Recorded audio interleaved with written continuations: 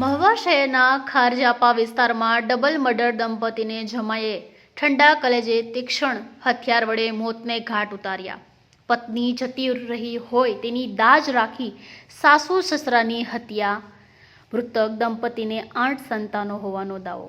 ઘટના સ્થળે બંનેના મોત મહુવા શહેરના ખારજાપા વિસ્તારમાં બનેલ ડબલ મર્ડરની જાણ મળતી વિગત મુજબ મહુવા શહેરના ખારજાપા વિસ્તારમાં રહેતા રમેશભાઈ વીરાભાઈ ડોણાશિયા ઉંમર વર્ષ 45 અને તેમની પત્ની ભારતીબેન રમેશભાઈ ડોણાશિયા ઉંમર વર્ષ 40ની ગત રાત્રિના 8 વાગ્યા આસપાસ પોતાના ઘરે હાજર હતા.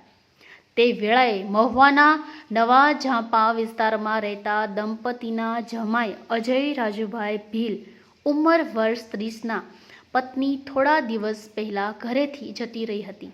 તે વાતની દાજ રાખીને સાસુ સસરા પાસે મહુવાના ખારજાપા વિસ્તારમાં પોતાના સસરાના ઘરે આવી પહોંચ્યો હતો અને તેની દીકરી જતી રહ્યા બાબતે ઝઘડો કરી ઉશ્કેરાયેલ જમાઈએ જમ બનીને સાસુ સસરા અને તીક્ષ્ણ હથિયારના ઘા મારી દીધા હતા, જેના લીધે દંપતીને ગંભીર ઈજા થતા રમેશભાઈ વીરાભાઈ ડોણાશિયા અને તેમના પત્ની ભારતીબેન રમેશભાઈ ડોણાશિયાના ઘટના સ્થળે જ કમકમાટી ભર્યા મોત નીપજ્યા હતા.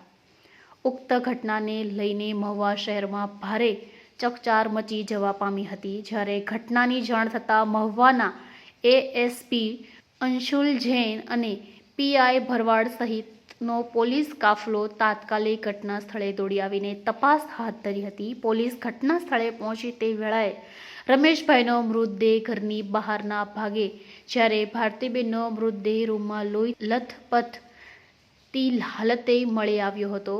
બેવડી હત્યાના પગલે મોટી સંખ્યામાં સ્થાનિક લોકો ઉમટી પડ્યા હતા. જ્યારે પોલીસે મૃતક દંપતીના પોસ્ટમોર્ટમ અર્થે મહુવા સરકારી હોસ્પિટલમાં ખાતે ખસેડવાની તજવીજ હાથ ધરી હતી.